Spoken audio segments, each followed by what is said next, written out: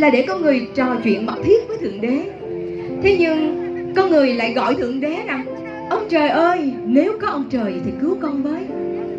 Một cách xa vời quá, phải không quý vị? Vì sao mà con người lại gọi Thượng Đế xa vời như vậy? Kính thưa quý vị, vì con người không biết thờ phượng Thượng Đế, không biết dành mọi sự tốt lành để ngợi khen Thượng Đế. Vì thế con người đã xa cách với Thượng Đế. Mà khi con người xa cách với Thượng Đế thì con người lại sống trong tội lỗi, bất an, bệnh tật, tuyệt vọng.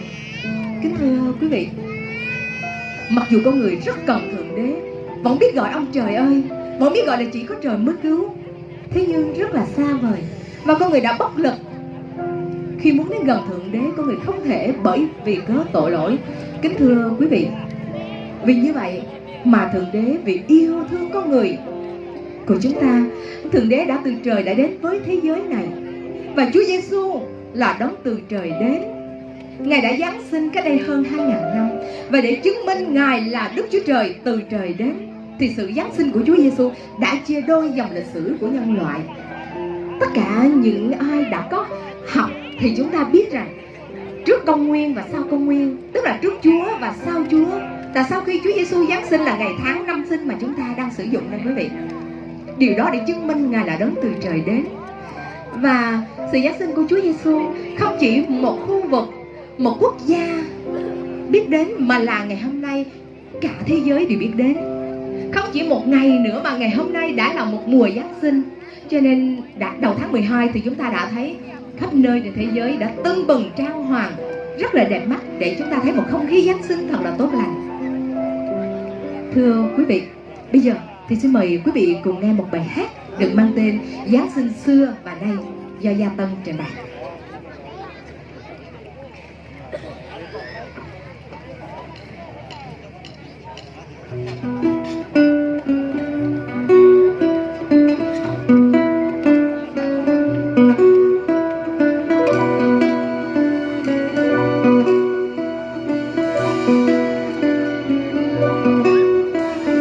Dù tại Bethlehem khắp chốn mọi nơi yên bình, khi vần vần êm ái giấc mơ nào.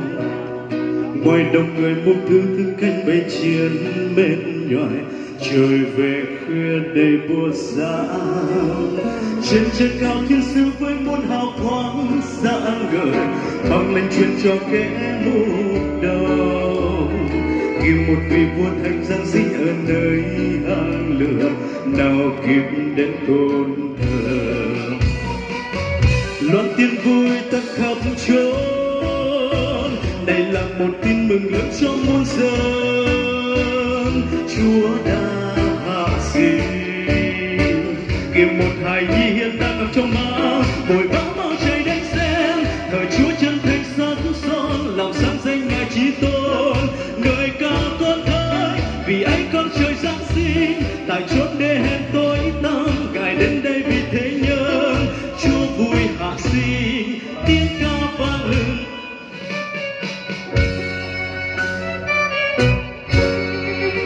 Đành chân gian non nước vui đón một Noel về, người người cùng mua sắm với trang hoa. Lòng rộn ràng vui vã giữa bao ngàn buồn sắc màu, tìm niềm vui đời dương thế. Nhưng người không biết Chúa đã đến trần gian năm nào, đem tình yêu cứu rỗi cho đời. Ngài vì người lâm thế đến nơi chuồng chiên bần hà, đành hy sinh thân mình. Ai đang xa lên Thiên Chúa, đào mở lòng tin nhận Chúa ngày hôm nay.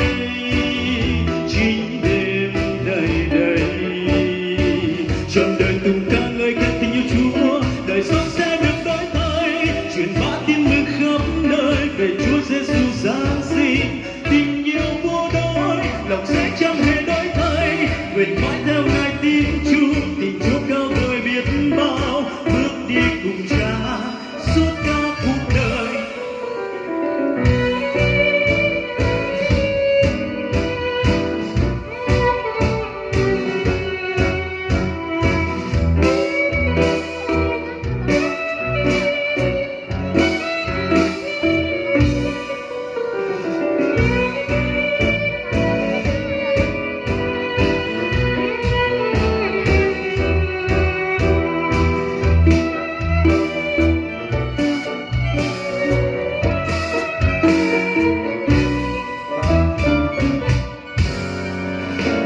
chân gian non nước vui đón một Noel về, người người cùng mua sắm với tràng hoa.